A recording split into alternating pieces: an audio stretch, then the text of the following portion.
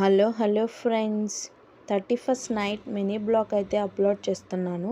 First మేము జుడియోకి అయితే షాపింగ్కి వచ్చేసాము.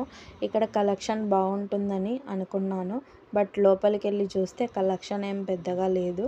కిడ్స్కి అయితే మరీ డైలీ యూజ్ వేరింగ్ లాగే ఉంది. నాకైతే అస్సలు నచ్చలేదు.